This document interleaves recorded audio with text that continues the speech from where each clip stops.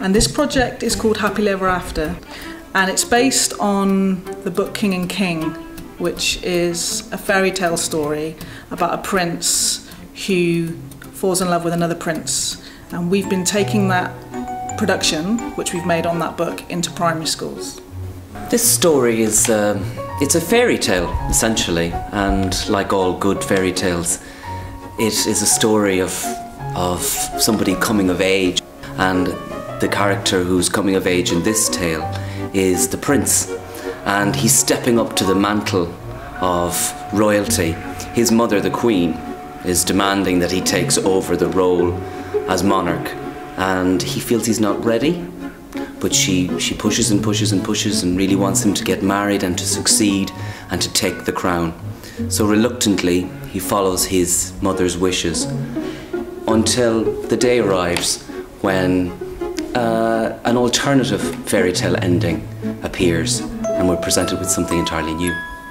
Our starting point was the book itself, and at one point we thought it would be text. We thought we would create a play with words, and we realised that this was a story that by telling it visually would offer the audience an opportunity to engage in ways that are deep and engage in ways which allow them to use their imaginations, and also avoid the traps of language which sometimes we can get into when we try and explain things. So given that it's a love story, and by using music and dance and movement, and by really being clear with storytelling, visual storytelling, we hope that that offers a really rich theatre experience to children and families, as well as telling them quite a profound story about two princes who fall in love. Our main reason for getting involved in a project like this is because young people who access our youth provisions consistently tell us that at no point during their childhood or adolescence is their identity as lesbian, gay, bisexual and trans young people affirmed or even discussed. So it's important for us to address this, and we do a lot of work in high schools, but actually why not start the conversation with primary age children? It's something that they've not necessarily seen before, especially in a school. So a school environment is not somewhere where they see such a clear fairy tale subverted in this way. And I think it can be quite shocking for them.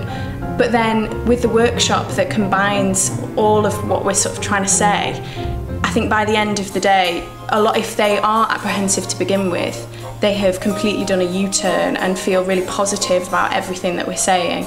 And that comes across in their feedback throughout the day.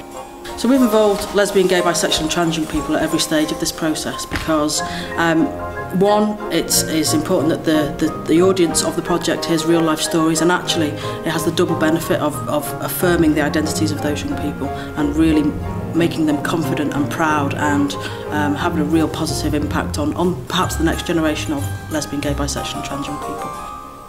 Well, I did come knowing a little bit about the play, but I suppose in a way my expectations were exceeded by the performance. I thought it was a delightful play. It's got a complete world to it.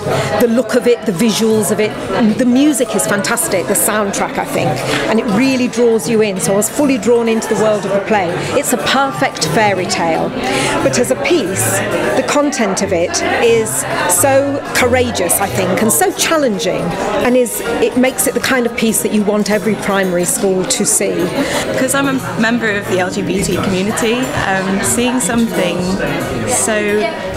it's so normal, so perfect, and knowing that it's gone out to kids and showing them that it's okay, that there are people like you everywhere. There are fairy tales for everybody, everywhere.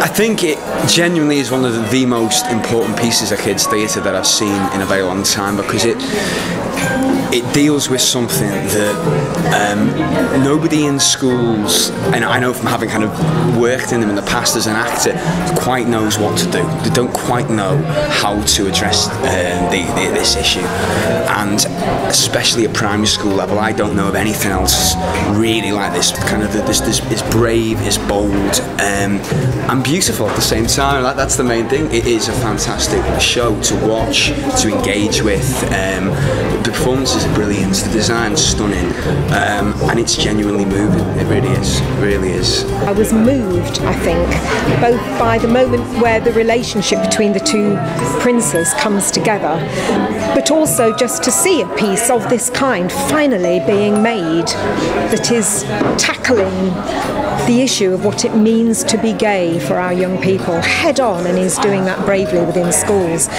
Happily Ever After is a story that I think needs to be told, and at Action Transport we often talk about that, making work that needs to be told. It's quite clear that there's an absence of same-sex relationships in children's worlds, unless they're directly, unless they have family members or people that are gay. They don't have any of those cultural references, especially in literature and in the arts. So what's been really pioneering about the project is simply just making what's invisible visible, and just showing in a really gentle and a really delightful way love between two people.